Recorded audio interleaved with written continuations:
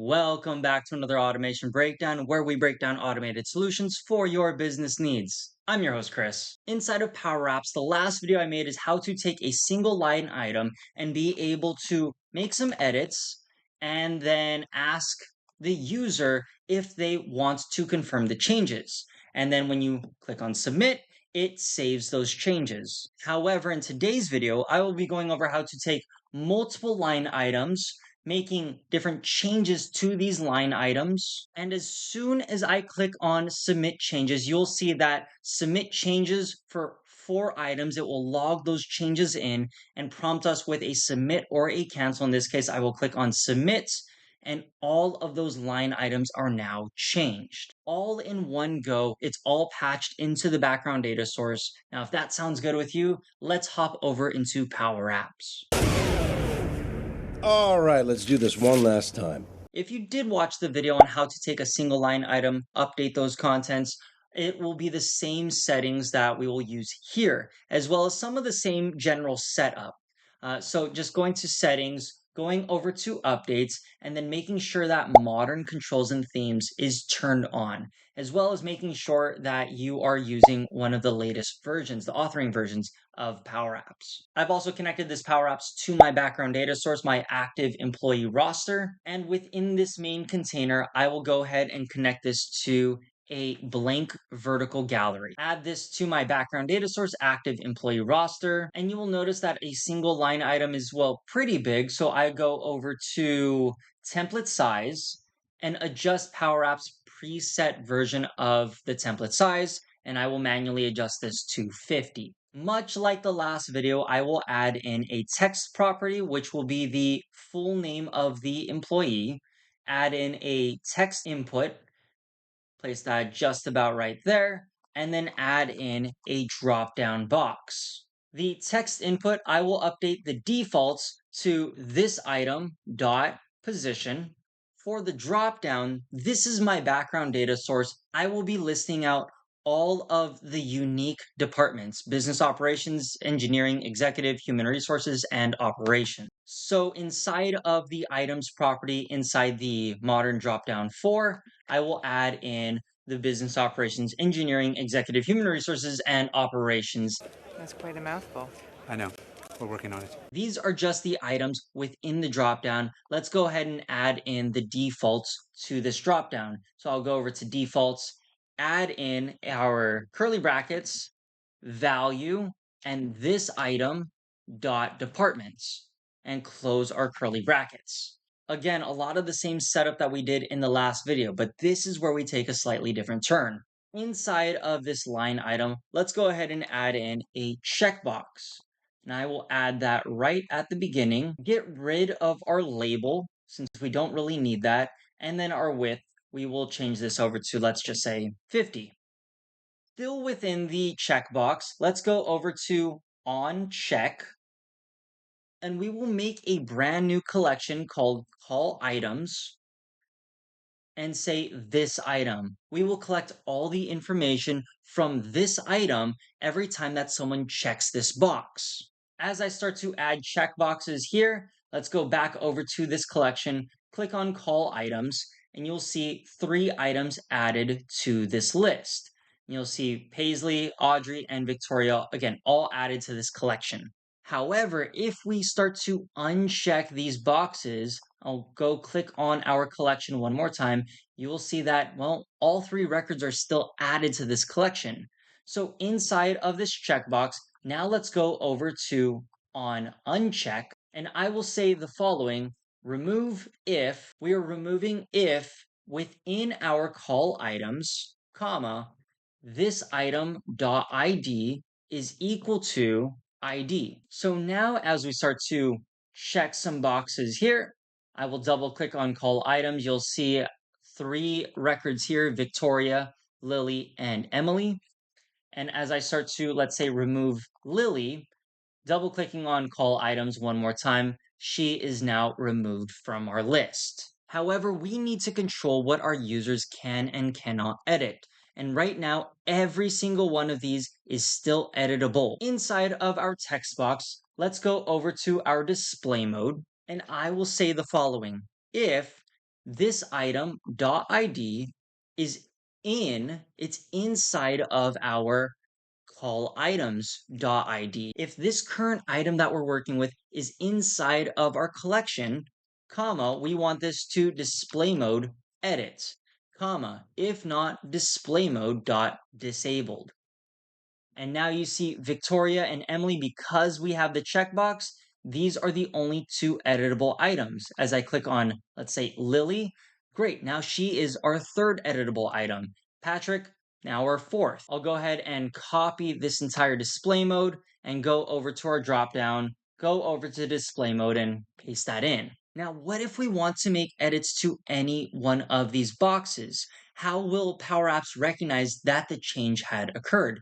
So inside of the text box, this time I will go over to the OnChange property. Every time that this changes, we will patch that information back into the collection. So let's go ahead and update this OnChange property. The OnChange property, we will patch in information inside of our call items. Inside of this collection, we're patching the new information too.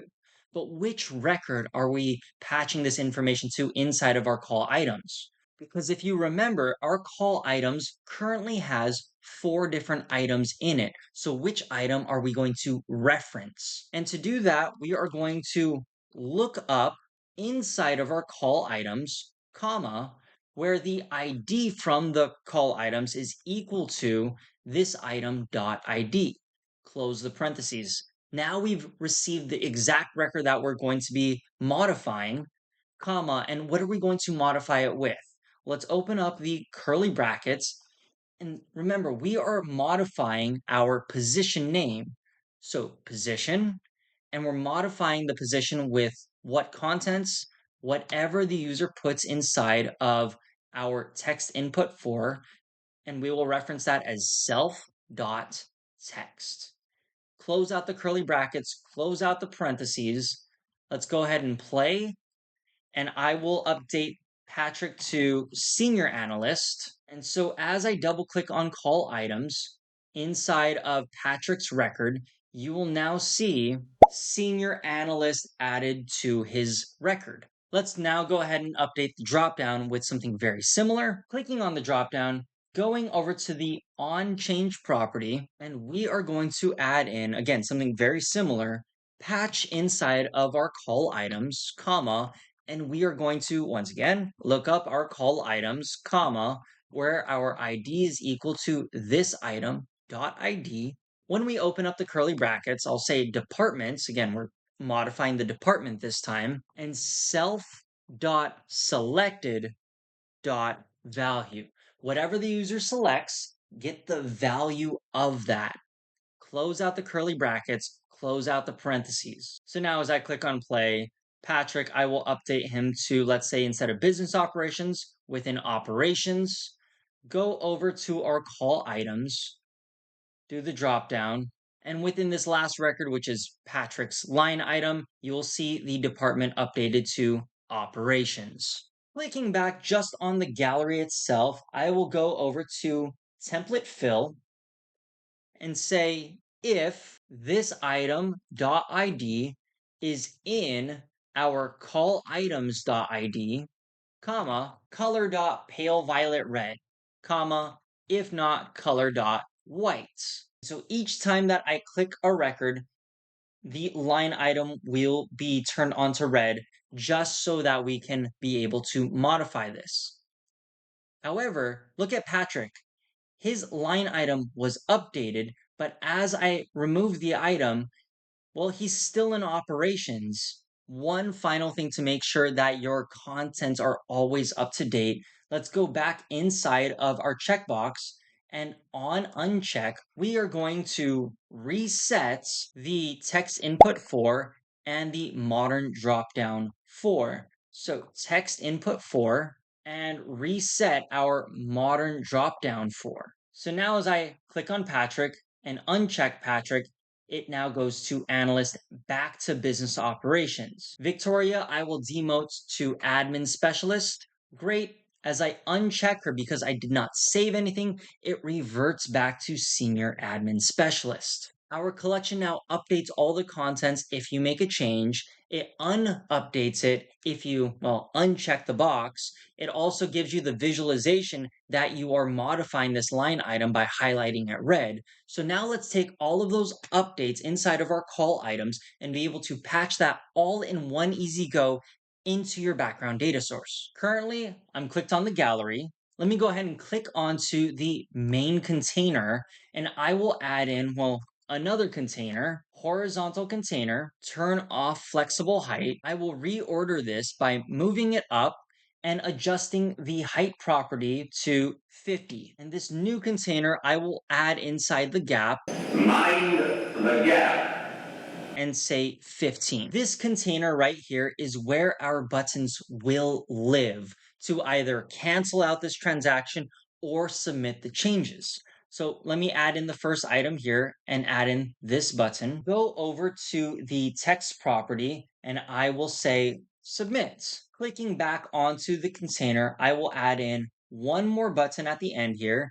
Inside of the text property, I will add in cancel. For both of these buttons, you do not want them to be activated if nothing is checked. So as I start to uncheck some of these items right here, and the buttons are both activated, let me go over to our submit button, go over to our display mode, and I will say the following. If the count rows of our call items, we're counting how many items are within this collection. If that's equal to 0, comma, display mode is disabled. If not, then we will have display mode edits. I'll just go ahead and copy that, paste that inside of our display mode of our cancel button. Both of these buttons are now deactivated, but as I start to add in line items, both of them, well, they become editable again. Back onto this submit button, let's go on to the OnSelect property. I'll expand this just a bit here, and I will say the following. If, and we will use our confirm function. This is Microsoft's documentation on the confirm function, and what it does is it returns a Boolean result, meaning a true or a false. So if you put this confirm function inside of an if, the user will click on either true or false, and thus prompting the true or false of the if function. The syntax of the confirm function, there's the message and an optional record. Essentially, you get to customize the confirm button, the cancel button, title, and subtitle. All of this, again, customizable. So again, if and using that confirm function, I will say submit changes for ampersand and count rows of our call items. We're going to say submit changes for X amount of items. Ampersand, begin our double quotes, space, and then I'll say items, comma. Now we can go into that optional record. I'll start by opening up the curly brackets and say title. This is going to be confirm change. Our next line, I will say subtitle. This action cannot be undone. Our confirm button, I will say submits. And our cancel button, I will say, well, cancel. And let's close out the curly brackets. And then let me close out our confirm function parentheses. This is the Boolean result. Again, the true or the false. If the user clicks on confirm button, the submit button, then the equation will be true. If they click on the cancel button, the equation is thereby false. So this is our, again, our true or false of our if parameters, comma, and if that's true, what do you want it to do? We will go ahead and patch to our active employee roster, comma, all of the contents within our call items. Close out the parentheses. That is how easy this patch function is. Still within the true function, I'll add in a semicolon and say notify our users essentially that the changes were submitted properly. Submitted changes for X amount of items, comma, and this will be notification type success, semicolon, and now we can go ahead and clear out our call items. We have no more use for these call items. Let's just delete it all out. comma, and now let's go into our false parameters. And so if they click on cancel, what do we want Power Apps to do? Well, we're going to clear out our call items. Close out the parentheses. Let's go click on play as there's one more item that we need to update. Let's say submit. Let's go ahead and submit these changes. Great, everything worked out, except you'll notice that these checkboxes are, well, still checked. And so to get rid of these checkboxes, let's go back inside of this checkbox, go over to checked, and we will say the following: this item .id is in our call items .id. If this item is within our collection, then keep it checked. If not, we'll just turn it off. Clicking on play, I'll go ahead and highlight a few names here. Patrick, I will update to Senior Analyst, Engineer 2. Lily Campbell, we'll say Engineer 3.